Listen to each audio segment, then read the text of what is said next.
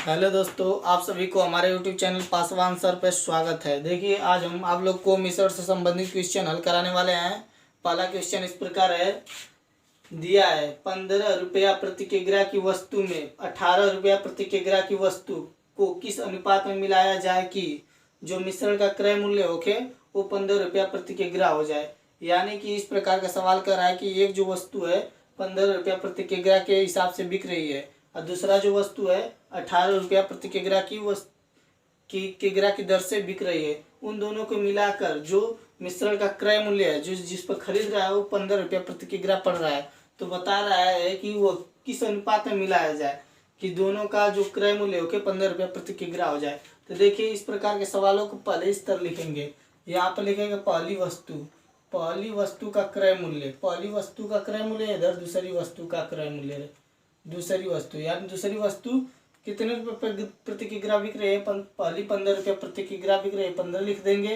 और दूसरा 18 रुपया प्रति किग्रा बिक रही है, 18 रुपया प्रति किग्रा लिख देंगे। अब बीच में कितना रुपया प्रति किग्रा हो जाएगा, 15 रुपया प्रति किग्रा, 15 रुपया प्रति किग्रा हो रहा है। अब देखिए, इसको इस तरह लाइन खींचेंगे, इसको इस तरह लाइन खींचेंगे। इधर देखिए, इसको इसमें से घटा देंगे, यानी कि ये पहली 15 रुपया प्रति किग्रा, दूसरी 18 रुपया प्रति किग्रा, ये दोनों कितने रुपया प्रति किग्रा हो रहा है, 15 रुपया प्रति किग्रा। ये हमारा पहला गलत है। यहाँ पर देखिए, यहाँ पर 15 दिया है, यहाँ पर 12 रुपया प्रति किग्रा दिया है। सवाल में 12 रुपया प्रति किग्रा दिया है, यहाँ पर भी 12 रुपया प्रति किग्रा दिया है। पहली वस्तु 12 रुपया प्रति किग्रा, दूसरी 18 रुपया प्रति किग्रा दिया है। अब देखिए, कुछ करना नहीं है। देखिए, जो बड़ा है उसमें से घटा देना है, 18 में से 15 घटा देना है, यहाँ पर आ जाएगा। और इसको बीचों बीच अनुपात का चिन्ह लगा देंगे। यहाँ से देखिए, 15 बड़ा है तो 15 में से 12 घटाएंगे तो क्या बचेगा, 3 बचेगा, 3 बचेगा। अगर नहीं समझ में आ रहा तो इसके ऊपर आप लिख सकते हैं 18 माइनस 15, बड़ा में से छोटा घटा देंगे। बड़ा 18 है, 18 में से 15 घटा देंगे। इधर देखेंगे, इसमें से कौन बड़ा है, 15 बड़ा है, 15 में से 12 घटा देंगे, यानी 15 माइनस 12 करेंगे, हो गया। तो 12 करेंगे तो कितना, 15 में से 12 घटाएंगे तो 3 बचेगा। यहाँ से देखिए, 3 संबंध 3 है, इसको एक एक बार में कर जाएगा, 3 एकमा 3, 3 एकमा 3, एक संबंध एक के अनुपात में हो गया। जो मिश्रण का जो अनुपात होगा, जो दोनों वस्तुओं का मिश्रण का अनुपात होगा, एक संबंध एक के अनुपात में होगा। देखिए, यहाँ पर एक संबंध एक के अनुपात में हो गया, 3 एकमा 3, 3 एकमा 3, तीनों कट गया है। यहाँ पर एक संबंध एक के अनुपात में आ गया आंसर। देखिए, यहाँ पर दूसरा क्वेश्चन आ गया उसी तरह का। ये दूसरा क्वेश्चन है। दूसरा क्वेश्चन में क्या कह रहा है, 25 रुपया प्रति किग्रा की वस्तु में, 25 रुपया प्रति किग्रा की वस्तु में 20 रुपया प्रति किग्रा की वस्तु को किस अनुपात में मिलाया जाए। इस यहाँ पर अनुपात पूछा है। क्या पूछा है, अनुपात पूछा है कि 25 रुपया प्रति किग्रा की वस्तु में 20 रुपया प्रति किग्रा की वस्तु को किस अनुपात में मिलाकर बेचा जाए कि जो मिश्रण का क्रय मूल्य होके 22 रुपया प्रति किग्रा हो जाए। मिश्रण का क्रय मूल्य जो होके 22 रुपया प्रति किग्रा होके, यानी कि कह रहा है कि एक वस्तु 25 रुपया प्रति किग्रा की दर से बेची जा रही है, एगो तो है 20 रुपया प्रति किग्रा की दर से बेची जा रही है। यानी कि 20 रुपया में 1 किग्रा बिक रहा है और 25 रुपया में 1 किग्रा ही बिक रहा है। जैसे मान लीजिए कि चीनी है, चीनी का मूल्य 1 किग्रा का यहाँ पर 25 रुपया पड़ रहा है। 1 किलोग्राम चीनी का मूल्य करके पड़ रहा है 25 रुपया। और उसी तरह यहाँ पर भी चीनी का 1 किलो चीनी का मूल्य 20 रुपया पड़ रहा है, 20 रुपया पड़ रहा है। तो कह रहा है कि इन दोनों को हम मिलाएंगे, किस अनुपात में मिलाएंगे कि दोनों को मिलाकर हम 22 रुपया प्रति किग्रा की दर से चीनी को बेचेंगे। 1 किलो चीनी 22 रुपया के हिसाब से बेचेंगे।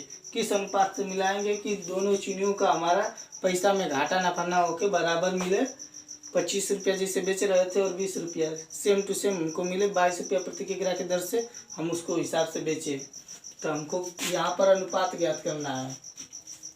तो देखिए, यहाँ पर पहला दर लिखेंगे।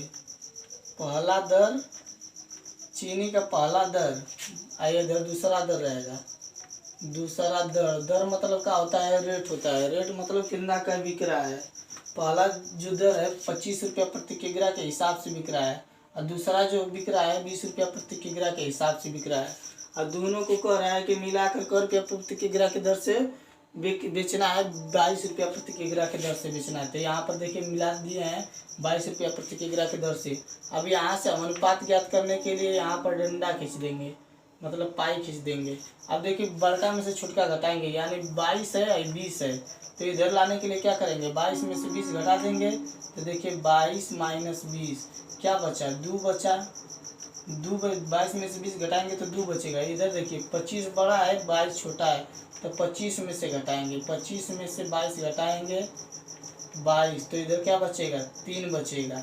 तो हमारा अनुपात क्या आ गया, 2 संबंधित 3 आ गया अनुपात। यही हमको फाइंड करना था, ज्ञात करना था, बस इतना ही हमको अनुमान, बस अनुपात ज्ञात करना था।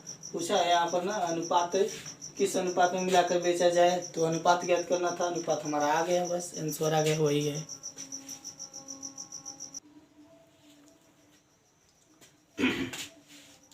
देखिए दोस्त, मैं आप लोगों को कुछ बताना चाहता हूँ।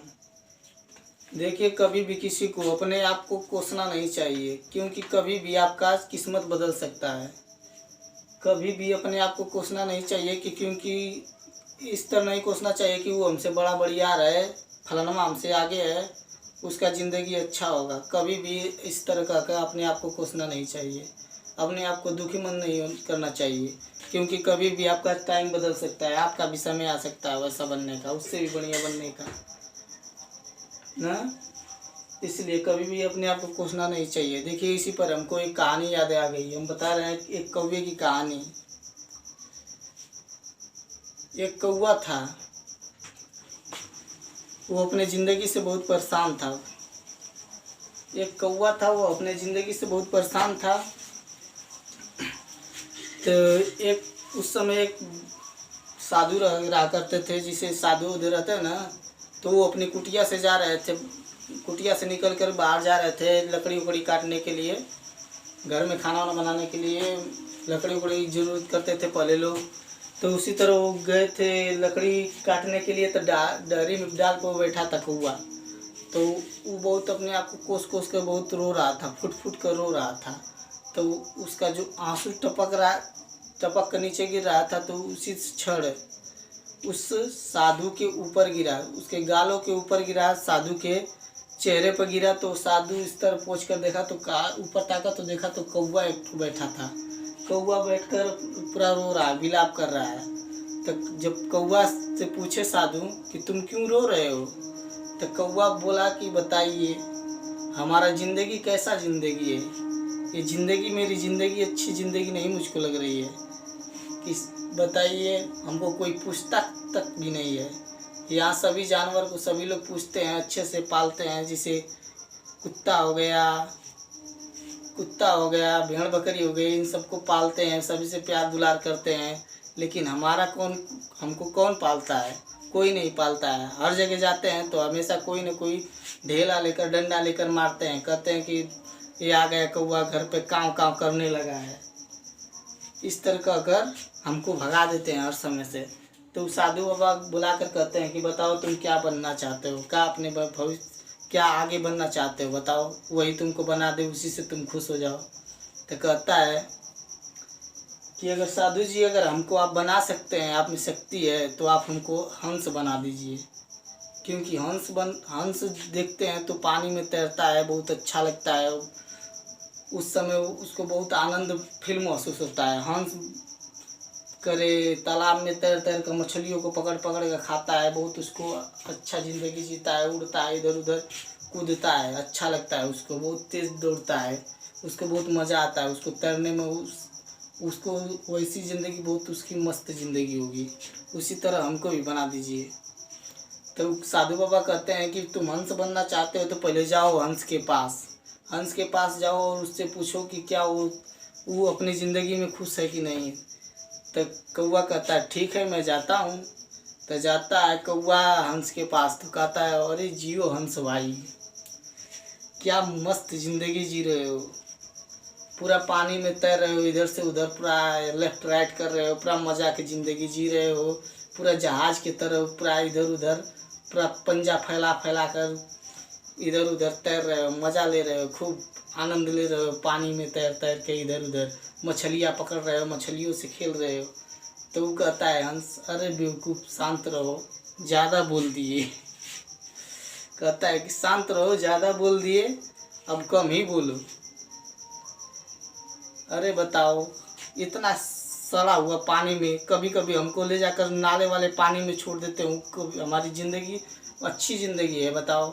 वहाँ बहुत प्रदूषण महकने लगता है, बहुत गंदा पानी इतना महकता है कि वहाँ पर रहने में दम घुटने लगता है।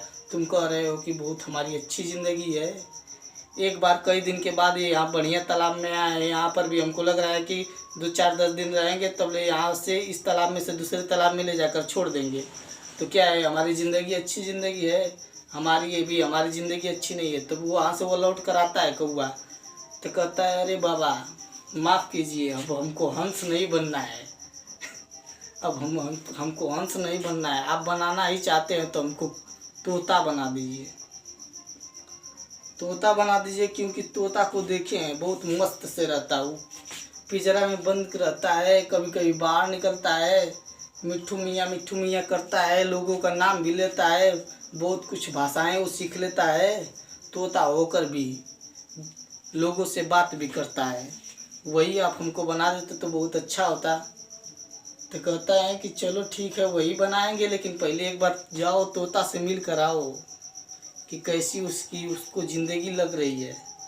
तो वो जाता है तोता यहाँ, कहता है अरे तोता जी क्या हाल है, मस्त है ना? तो कहता है अरे भाई पूछो मत, मस्त बहुत हैं। तो बताओ क्या हाल है? अपने बातचीत करते हैं तो कहते हैं कि बताओ तुम अपनी ज़िंदगी से खुश हो कि नहीं? बहुत मस्त ज़िंदगी जी रहे हो, पूरा काजू किशमिश बादाम अनार उनार पूरा खा रहे हो, मस्ती में रह रहे हो। तो कहता है तोता अरे यार क्या बताएं, पूरा खाने से क्या मतलब कि पूरा खा पी लें हम और जाकर फिर पिंजरा में कैद हो जाए? ये कोई ज़िंदगी है कि हर सामान खाए लेकिन पिंजरे में बंद रहे, लेकिन अपने मन से कहीं नहीं उड़ पाते हैं, नहीं कहीं जाकर घूम पाते हैं। इस पेड़ से कोई हमको उड़ाता है, अगर उड़ा भी देगा तो पूरा हमारे पीछे पीछे पड़ जाएंगे, पता चलेगा कि खोजने लगेंगे कहाँ कहाँ उड़ के गया हमारा तोता, पीछे पीछे पड़ जाएंगे, कहीं न कहीं जाकर हमको पकड़ ही लेते हैं। तो बताओ हमको पाल लेते हैं और नहीं तो हमको पालते भी नहीं है, तभी भी हमारी ज़िंदगी सही नहीं है।